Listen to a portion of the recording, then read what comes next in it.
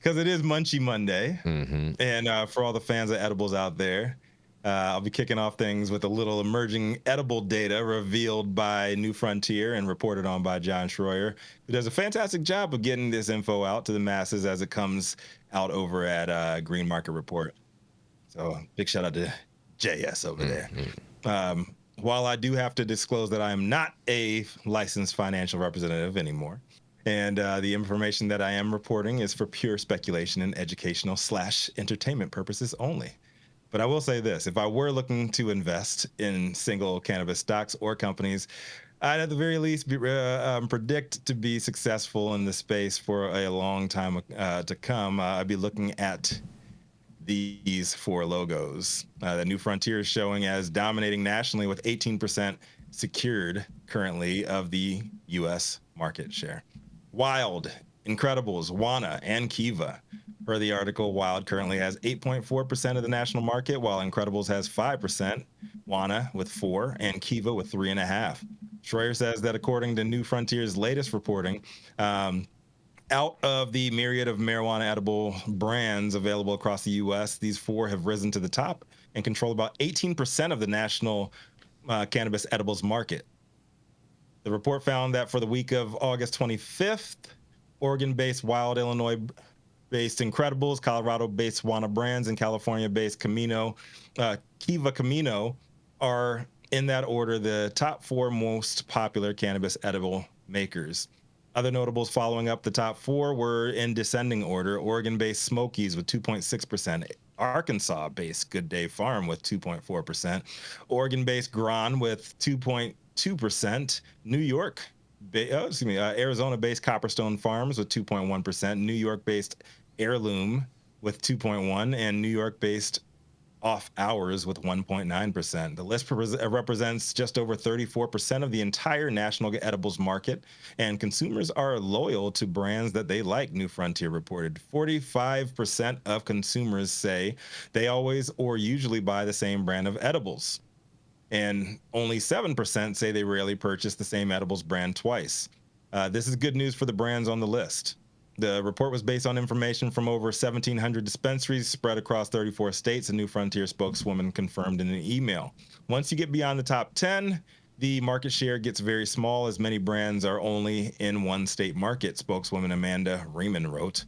Many of the top brands don't have a presence in nearly every U.S. state market. Wild, for instance, only has cannabis footprint in 13 states in Canada, according to its website, but 24 states have legalized adult use and 38 have legalized medical. Still, New Frontier concluded in the report that favorites among consumers are emerging in the edible sector, with gummies having risen to the top 4 of the heap for infused goods. Last year, New Frontier reported that gummies were the edible of choice for 84% of cannabis consumers, up from 45% in 2022.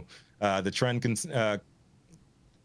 coincides with another big one for edibles makers, in that more marijuana enthusiasts are choosing non-smokable forms of consumption with non-flower cannabis products. The choice of 21% of consumers last year, up from 17% in 2022. Now, personally, I've never been the biggest fan of edibles, as I've always been a lightweight in that category. And there's something about that unpredictability, not being able to control how fucked up I get or how soon I'll be able to recover. So I've never been a fan of that, but I am a fan of making money.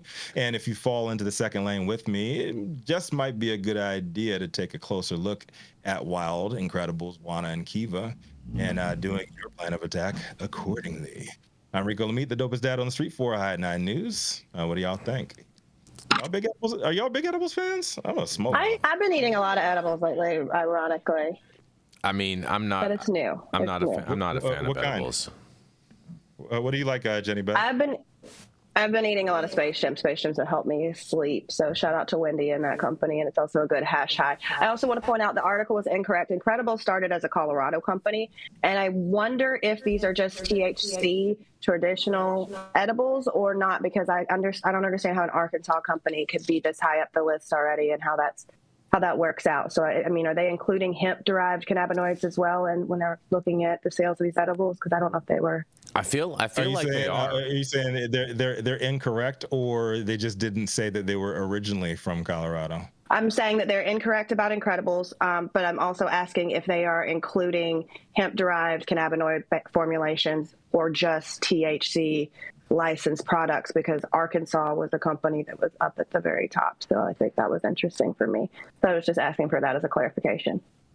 I think it is in regards with hemp-derived edibles, because a lot of those brands all do play both sides of that fence. So I'm going to bet that it's in regards with hemp-derived edibles.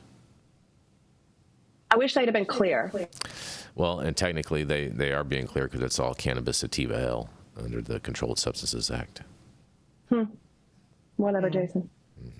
Just saying. If you go to the link, you can find out all that information, Jenny Beth. But Schroeder kept it surface level. If you want to check out the New Frontier report, there's a link within the article.